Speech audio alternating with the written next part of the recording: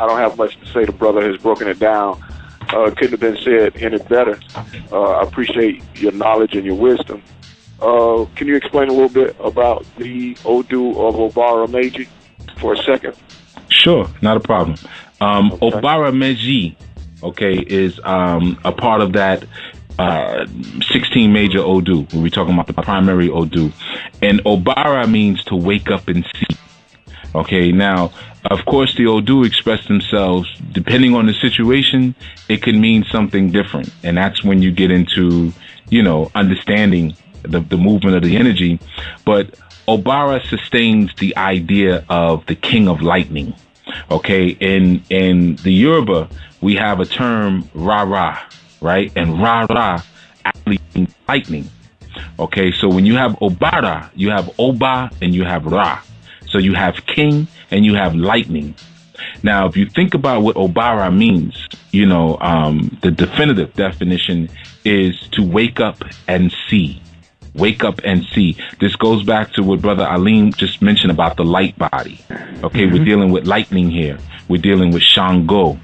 Okay, so when lightning hits, that quick flash, pow, Obara deals with that first instance of seeing what's around you. That circumspection.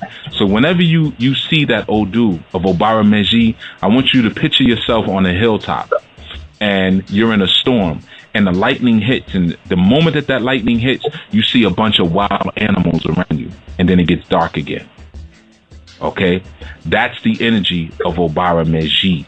Also, Obara Meji deals with the sustaining of your memory. So if you have memory issues, what you can do is like you could take ginkgo biloba and you smash it up, right? Smash it up into a powder, and then you draw that Odu of Obara Meji. You put it on a plate with that herb, okay? And then you affirm over it. You affirm that your memory be restored, that your mind be restored, and it be tightened up. You be given back your gift of illumination that you came into the world with, and then you ingest it. You put it in some water and you ingest it over a couple of days. Okay, so that's what that Odu is dealing with.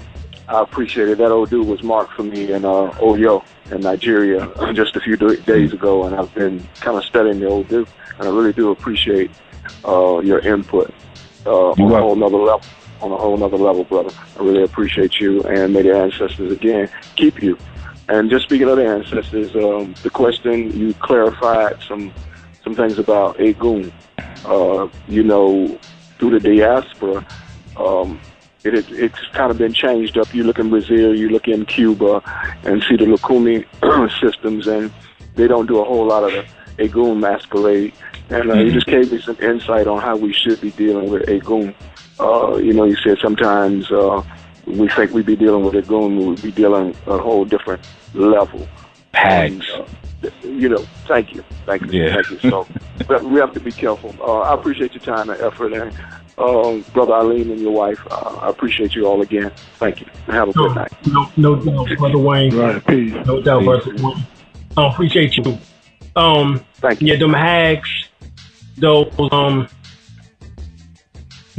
those hags, as we say, also symbolic to familiars mentioned within the Bible. That's what the scripture refer to them as, because they compose themselves as being the ancestor. Awesome show. I'm blown away. I was wondering, brother, if you could break down the metaphysics behind Met Kalfu. Okay, you're dealing with Lawal. Okay, now the Lawal, you're dealing with the Vodoun. That's more the intellectual aspect, okay, of Legba. All right, so whenever that energy comes up or that name comes up, that's dealing with mastering that balance between masculine and feminine inside your head. Now, when you see some of the images of that one, if you look closely, you're going to notice there's going to be an erect penis and breast. It deals with the science of androgyny. What it's urging you to do is master time and space. Okay, that masculine energy represents the time, the feminine represents the space. And it's the mastering of that, the mastering of time and space. Okay, so that's, again, left and right brain hemispheres. So that's what you really want to start working with. When that comes up, you got to get into some Zen meditation. Okay. Right? Yeah, and that's funny because that's what I've been doing. I've been doing like a lot of trance work. lately, a lot.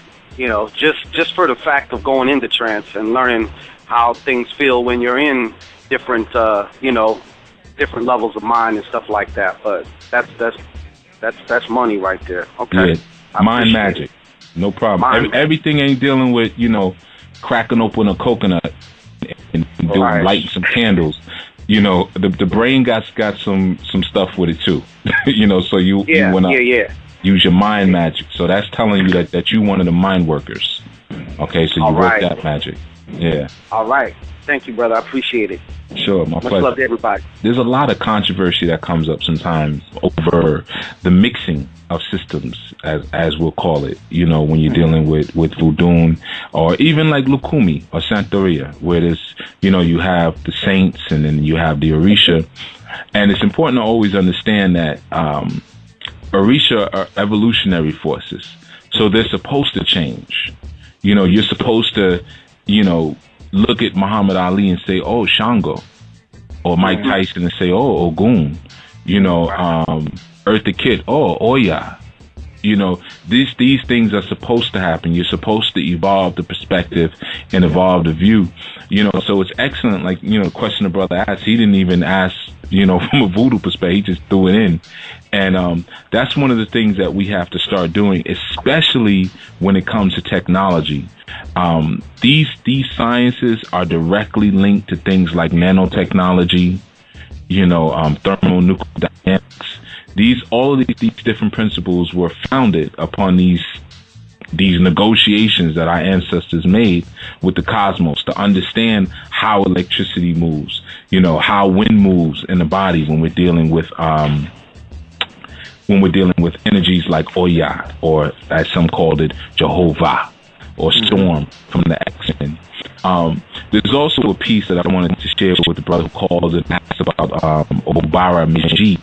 And I also want to share that the word Bara itself means word power. Okay? And it is said in the Yoruba tradition that Bara sets Odu into action. Okay? So before you have any type of true activation of Ashe, there's an Odu. There's something. The Odu represents like a chakra point. It's like a womb to the galaxy. That Odu. So you have to open it. It's like you got to know the password. Open sesame. Having the ability or the spiritual authority is called Bara. Bara, word power. Okay, so that's something that for the brother, if that Odu came up for you, what you want to begin to start cultivating is more Bara, is more word power. One of the things you want to do is as you're meditating, as you're doing your chants, you want to do it with a little guinea pepper in your mouth. They also call it alligator pepper, or it's also called grains of paradise. Okay, all right. And that increases your ashe as you're speaking. And that's for anybody doing prayers, anything. Just give it a try. It's a little hot, so it's not going to burn you, but just be prepared. It's a little hot. Also, I wanted to touch upon, for those who also might have other questions about different Odus, to understand. I just want to give you kind of, I guess I thought about the basic, not meaning, but the basic direction that each Odu takes us in. And we'll just deal with the first 16, the Odu Ifa, the Meridin Logun, which is 16, the 16 Odu. Obe being the first premier Odu represents infinity, going into the infinite. And its polar complement is Oyeku. Oyeku. And Oyeku means the science of death. And Oyeku represents the void. Okay, or to go into non-existence.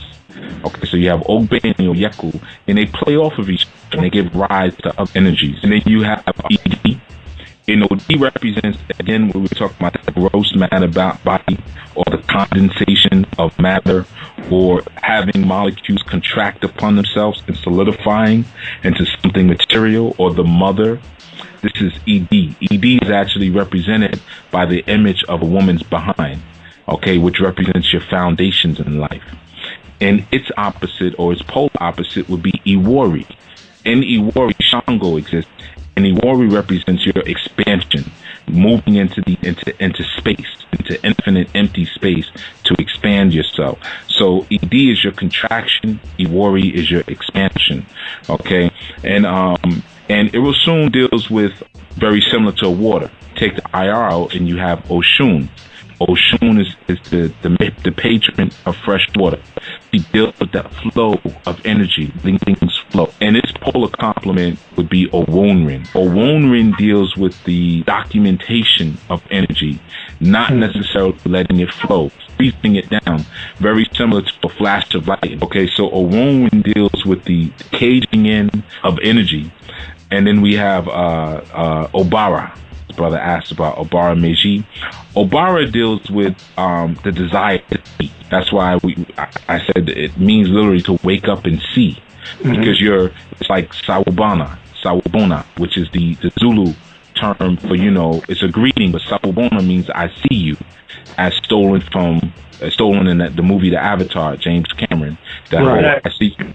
Yeah, right. That comes from Sawubona.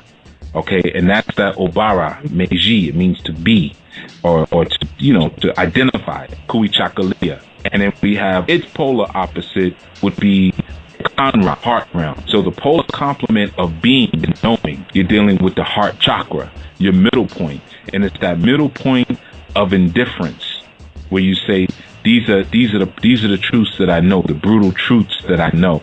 That's why Ogun actually lives in the heart chakra. He's the brutal truth of knowing. Then, you have Ogunda. Okay, and Ogunda deals with the things that we cement ourselves to in life. Ogun incarnates in that particular Odu. But it deals with your anchor points in life. Okay, your set points. And its polar complement would be Osha. OSA, that's where Oya lives. And that deals with unlinking yourself to things. Taking it as it goes, kind of like a tornado. We just gonna move the wind. Whereas Ogun is iron, where it's like, no, you're gonna stay here. You're gonna anchor here. It's an anchor. I'm gonna use an iron anchor. And then dealing with the energy of like Ika. Ika deals with your sustaining of your physical body, and which could also mean sickness. And then its polar complement would be Otuapon. Otuapon deals with the releasing of your physical body, desiring to live as an immaterial spirit body, desiring to move away from mother or move away from matter. That's Otuapon. We also have Otura. Otura deals with to affinitize and congregate. That's that love energy. It is said that the religion of Islam came from the chakra point of Otura, that it was born from Otura. Okay, and then we have Irete, freeing yourself from the attachments of life, detaching from your human thought, from human reality.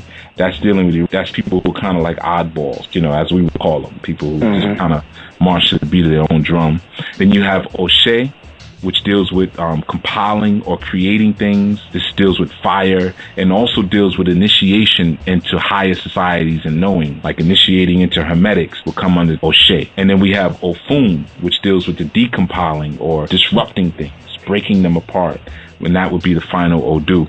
So I just kind of wanted to share some insight for people who may have been born or had got readings under those Odus of what they mean in their more primal and base selves, Right. Excellent. Let's go back to the phone lines. We got area code 818. Area code 818, you're on the line. Good evening, gentlemen. Good evening. He's got it.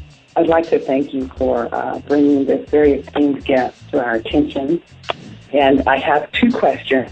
Well, I've been practicing for over 20 years, but I have to honestly say I was born practicing, like many people have, where they just have that cathartic experience and they decide to change their life around. As a child, I was doing rituals and readings. It just took me a little longer to learn how to articulate what I was actually doing. But I've always been setting fires and seeing faces inside the fires, praying over the water, and pouring it on myself and my brothers and stuff like that. So I came into it with that. So I'm one of those people who messed up and had to keep coming back to the planet. So I was obviously already a Babala in my last life, and I came back with that consciousness because I messed something up somewhere along the way. Okay. Now, as far as your second piece, I can say that I've been able to manifest anything that I've desired to manifest. But as I mature and I learn more things, I'm learning a more varied breadth of what I want to manifest. Okay, so there really hasn't been anything that I've not been able to do as far as things that I've wanted to do. But I don't really know what the limit is. I don't know where that ceiling is as of yet. So I'm more kind of aimed there, more so than manifestation here. I'm more pushing all of the energy and the ashe I get, I push it back up to my higher self, my Ori Iparim, as opposed to pushing it back down to me, because this is temporal. So I've pretty much been able to do what I want to do, but the more I learn and the more I grow, the less I want to do, the less I want. I don't really want to hit the lottery at this point, or, have 500 wives. That's just not really my aim. Well, it seems to me that, and maybe you could address this, that we get so bogged down in the minutia of life.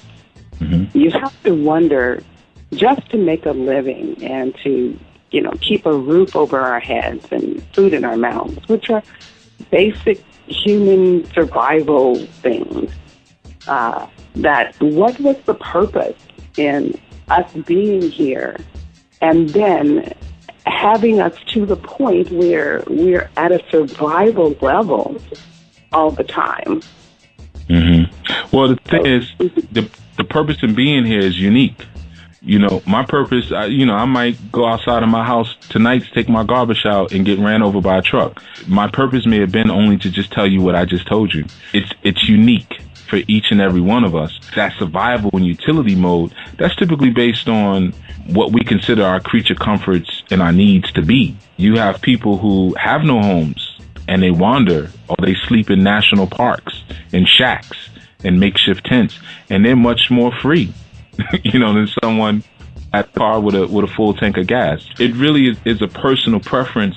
It's that attachment to this reality that makes us feel that we need to have all of those things, sustaining and cultivating, over-cultivating and overdevelopment of that root chakra, where we're constantly impressing upon ourselves the needs of our physical environment, which that's not really the case. There's technology and so many different things nowadays. Living off the grid is an option where we don't really need to be as focused on the petty aspects of utility survival. You can live for free. You can grow your own food, and that frees up more time to do other things. It's more important to have money to blow than to have money to save, because if you're dealing with money, because if you got money to blow, then you got money to corrupt yourself. The purpose you came here for was to be corrupted, was to be a flesh human being, and to take that experience and information and wisdom of corruption back up to Olodumare. Coming here and saying, well, I do the right thing, I pay all my bills, I do this, I don't go anywhere, you're doing the wrong thing.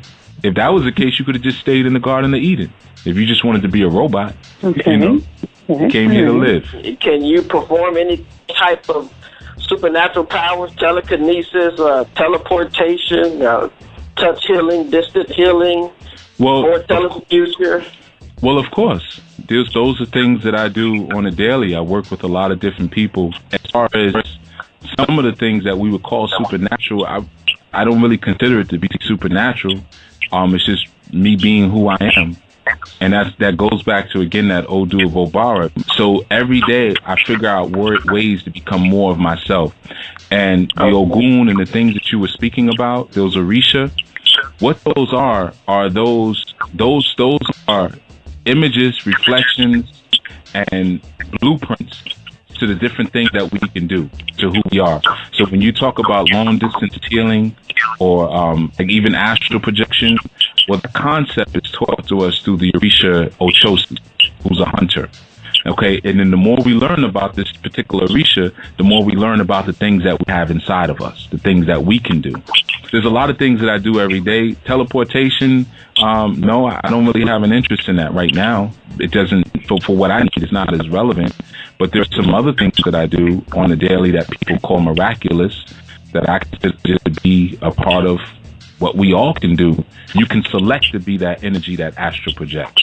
You can select to be that energy that understands telepathy. You can select to be that healing energy of Yemoja. You can select to be these things. So we all have that potential. What I teach people is things that, you know, from my own experience, what I consider to be necessary for our own spiritual liberation. Now, if I find that that's a necessary component and I need to add that to my curriculum, then that's what I would do. But the truth is, there really is no step-by-step formula for teleportation. Some people come into the world with different gifts. Some people come into the world with that gift. Some people can just look into a crystal and then put themselves somewhere else. Some people can do it by eating something. Some people can do it by smelling frankincense. Okay, so what I really deal with is education more so than training. If I was to teach step-by-step ways of how to do certain spiritual feats and tricks, then I would be training people. And that really is worth nothing. But what I do is I educate people to bring out those gifts that they came into the world with and to amplify and enhance those. Some of those gifts I may not even have myself. But that's the job of a good educator, coming from the Greek word educar, meaning to bring forth.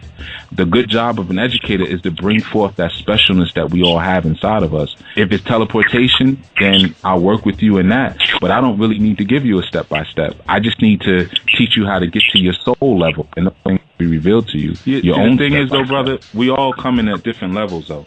You know, for some of us, the dog wouldn't have even seen us, because our vibration is at a level where that dog wouldn't have even known that we were there. Okay, so depending on the level that you may need a step-by-step instruction. You know, and there's a level. It's just like some people, when they first come into the knowledge, they have to come through the Christian church, or they have to come through the mosque, because they have to be put in a position first where you can have a reasonable conversation with them. They may be strung out on drugs, you know, so they need something to get them acclimated to a certain thing. So there's different steps. You know, if you look at the movie The Game of Death with Bruce Lee, you find that at the highest level, there are no steps. There is no style. Okay. And so that's really what I kind of aim at. I try to get people in that space where they develop their own style, as opposed to telling them, well, this is how this is done. That's how that done. This is the name of God, because God is an evolving being. God is coming up with new names every second. You know, I don't really know much about the Ogun or anything like that, but is there a difference between saying something in one language and saying something in another language, or is the intent all that's needed? Ultimately, your soul has its own language. It has its own syntax. And that's really what you want to aim to tap into. And again, that takes you beyond step-by-steps. That takes you beyond names. That takes you beyond language. Now, if you're coming from that place, you could just grunt and moan. And as long as your will, your directed, focused will is in place, then whatever it is that you're trying to make happen is going to happen. Okay, so there's different levels that you can come and tap into things at. If you're not coming from that place, then certainly, yes, the language that you say things in does make a difference. If that's not the place that you're coming from, certainly. Good evening, brothers. Greetings. Greetings. Yes, my name is Awolaye. I'm a Muslim, bro. I've been a Muslim since about '88. I did the Nation of Islam thing, and you know, that's basically, you know, what my foundation was. And I ran into Europe, but like in '96, '97, and it was, you know, it brought a lot of knowledge to me that I liked it. I liked it, the culture, so I got into it, and I received the hand of Ifa. And when I received the hand of Ifa, I received some kings also, and they gave me a do of a Warren Otura. So I stayed into this for about 7 years. Then, you know, things weren't going like I thought it should, so I got back into Islam. But since I got back into Islam, it's been since like 2007. And it's like a longing still here in my brain, you know, just talking to me and telling me that I need to take care of something for Ifa. Even though I left it alone, that's the only Ogun, Shango, Eshu, Elegba, all of that. I don't think about that too much, but the Ifa experience, it gave me my destiny. So I'm just trying to find out, brother, if you know anything about that ODU. You know, does that have anything to do with Islam? Because you said something earlier about that. And can you get to the Otura part? You said the ODU was Oworin Otura? Oworin Tura? Oworin Tura, yeah. Right, okay. Oworin Tura deals with breaking away from tradition and creating your own tradition. Okay, that's what that ODU represents. You have the energy of Oworin. We were talking earlier, and we said Oworin deals with the caging or the containing of energy. But what it deals with is kind of like saying, okay, I got this. Now what's next? You know, it's almost kind of like a graduation, but like in the same class. Okay, I got my times tables. What do we got next? Fractions. And Otura deals with peace. Okay, that's a very peaceful time period, peaceful ODU. And in that peace, in the absence of that confusion is when religions are created. Okay, so what that ODU deals with is a person who creates their own way. So you may have to create some Ifa Islam hyphens, you know, but what it really deals with is creating a tradition and a ritualistic way that works for you. And what's going to end up happening, you should document it, by the way, because what's going to end up happening is that other people are going to want to do what you do. Okay, it's very similar to the church. And you have those church mothers who also do readings, you know, or they put your name in the book of Psalms because, you know, they want to get back at you for something. They put your name. They're really witches. And they witches sitting in the church, but they believe in Jesus and all of that. They've fallen out, shot the whole nine, but they've established something else that complements that. So really, they created their own religion. Okay, so that ODU deals with that you cannot be so loyal to tradition. That's what that ODU is telling you. Okay, you have to learn to break away from the tradition and create your own new tradition. Oh, that's why you feeling that hankering like that. Okay, and that's going back and forth. It's back and forth, you know. Yeah, don't go back and forth. Like, don't go back to Ifa, and don't just stay with Islam. Try to find the common points between the two of them, and try to create something new, engineer something new for yourself using both of them. But it doesn't have to be an either or situation. Don't do that, and that's never good to do anyway. You know, don't be loyal to anybody's religion. I never thought I can use. It feels like, I don't know if I should feel hypocritical, but it feels hypocritical to do both. Either you do one or you do the other. But what you're saying to me is combine both of them. Yeah, all of these religions and even these Orishas are just expressions of a higher thought. Okay, so instance, you know. Even when you're dealing with the science of Allah or the peace, you know, we hear reports and stories about that entity that existed before Allah. Okay, now some will call that the triple stage darkness. Okay, that Allah came forth from. Okay, well, we have the same type of story in our Yoruba culture with Olodumare coming forward from this darkness. If we even start dealing with the 99 attributes of Allah. You know, and just start looking at the different names, you know, the different names of Allah. And you'll see, really, these things were used for ritual. You know, you take one name, you say it 1,000 times over a piece of bread, and then you eat the bread. It's a ritual. You see? So, bro, I got a brother that do rituals for me in the name of Allah in Islam. But he say he do it the Islam way. He's from Nigeria. But he don't do it the Yoruba way. He say he do it the Islamic way. There's no such thing as the Yoruba way. Don't even worry about it, bro. That's like saying we do something the American way. Yoruba is a place, you know, and it's a language, but it's not a religion. You know, the reality is when you go to Nigeria and you get down with cats in Nigeria, they mix everything in. It's not like over here. Over here, they present this dogma because they know that's what you want to buy. So they say, look, you want to get initiated, it's going to cost you $5 G's, $10,000, and we have to do it this way. There has to be a goat. There has to be this. I'm going to tell you this. First of all, most of those Nigerian Islamic babalaos, they don't even do animals when they get initiated. They just do that when they come over here, because you don't need to use the animals, because you're just looking for the ashe. Okay, so you can get that from anywhere. You can get that from meditating, from praying, from deep breathing, doing qigong. You can get ashe.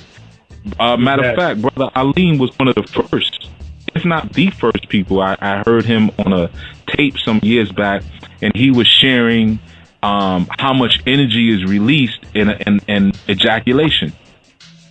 Okay, that's ashe right there. Yeah, so you can get it. You get the energy from wherever you want to get it from, and that's what it really boils down to. Not what name you put on it, but that man made up, because they were lonely. I got lonely, so I'm gonna make me a god. Don't worry about that. All right. Thank you very much. You're welcome, brother. You're welcome, brother. Those hags, as we say, also symbolic to familiars mentioned within the Bible. That's what the scripture refer to them as, because they can pose themselves as being ancestors. Awesome show. I'm blown away. I was wondering, brother, if you could break down the metaphysics behind Met Kalfu. Okay, you're dealing with Luau. Okay, now the Luau, you're dealing with the Vodoun. That's more the intellectual aspect, of Legba. All right, so whenever that energy comes up, or that name comes up, that's dealing with mastering that balance between masculine and feminine inside your head. Now, when you see some of the images of that one, if you look closely, you're going to notice there's going to be an erect penis and breast. It deals with the science of androgyny. What it's urging you to do is master time and space. Okay, that masculine energy represents the time, the feminine represents the space, and it's the mastering of that, the mastering of time and space. Okay, so that's, again, left and right brain hemispheres. So that's what you really want to start working with. When that comes up, you got to get into some Zen meditation. Okay. Right? Yeah, and that's funny, because that's what I've been doing. I've been doing like a lot of trance work lately, a lot. Just for the fact of going into trance and learning how things feel when you're in different, different levels of mind and stuff like that. But that's money right there. Okay. Yeah. Mind magic, no problem. Everything ain't dealing with cracking open a coconut and doing lighting some candles. The brain got some stuff with it too. So you wanna use your mind magic. So that's telling you that you one of the mind workers. Okay, so you work that magic. Yeah. All right. Thank you, brother. I appreciate it. Sure, my pleasure. Much love to everybody. There's a lot of controversy that comes up sometimes over the mixing of systems, as we'll call it, when you're dealing with Vodoun, or even like Lukumi or Santeria, where there's, you have the saints and then you have the Orisha. And it's important to always understand that Orisha are evolutionary forces. So they're supposed to change. You're supposed to, we're dealing with lightning here. We're dealing with Shango. Okay, so when lightning hits, that quick flash, pow, Obara deals with that first instance of seeing what's around you, that circumspection. So whenever you see that ODU of Obara Meji, I want you to picture yourself on a hilltop, and you're in a storm, and the lightning hits, and the moment that lightning hits, you see a bunch of wild animals around you, and then it gets dark again. Okay, that's the energy of Obara Meji. Also, Obara Meji deals with the sustaining of your memory. So if you have memory issues, what you can do is, like, you could take ginkgo biloba and you smash it up, right? Smash it up into a powder, and then you draw that ODU of Obara Meji. You put it on a plate with that herb, okay? And then you affirm over it. You affirm that your memory be restored, that your mind be restored, and it be tightened up. You be given back your gift of illumination that you came into the world with. And then you ingest it. You put it in some water and you ingest it. I don't have much to say. The brother has broken it down. Couldn't have been said any better. I appreciate your knowledge and your wisdom. Can you explain a little bit about the ODU of Obara Meji for a second? Sure, not a problem. Obara Meji, is a part of that 16 major ODU. We're talking about the primary ODU. And Obara means to wake up and see. Okay, now, of course, the ODU express themselves, depending on the situation, it can mean something different. And that's when you get into, understanding the movement of the energy. But Obara sustains the idea of the king of lightning. Okay, in the Yoruba, we have a term Ra-Ra, right? And Ra-Ra actually means lightning. Okay, so when you have Obara, you have Oba and you have Ra. So you have king and you have lightning. Now, if you think about what Obara means, the definitive definition is to wake up and see. Wake up and see. This goes back to what Brother Alim just mentioned about the light body. Did over a couple of days. Okay, so that's what that ODU is dealing with. I appreciate it. That ODU was marked for me in ODU in Nigeria just a few days ago, and I've been kind of studying the ODU, and I really do appreciate your input on a whole nother level. On a whole nother level, brother. I really appreciate you, and may the ancestors again keep you. And just speaking of the ancestors, the question you clarified some things about Egun. Through the diaspora, it's kind of been changed up. You look in Brazil, you look in Cuba, and see the Lukumi systems, and they don't do a whole lot of the Egun masquerade. And you just gave me some insight on how we should be dealing with Egun. You said sometimes we think we'd be dealing with Egun, we would be dealing a whole different level. Hags. Thank you. Yeah. Thank you. So we have to be careful. I appreciate your time and effort, and Brother Alim and your wife, I appreciate you all again. Thank you. Have a good night. No doubt, Brother Wayne. Right, peace. No doubt, Brother Wayne. I appreciate you. Thank you. Yeah, them hags, though.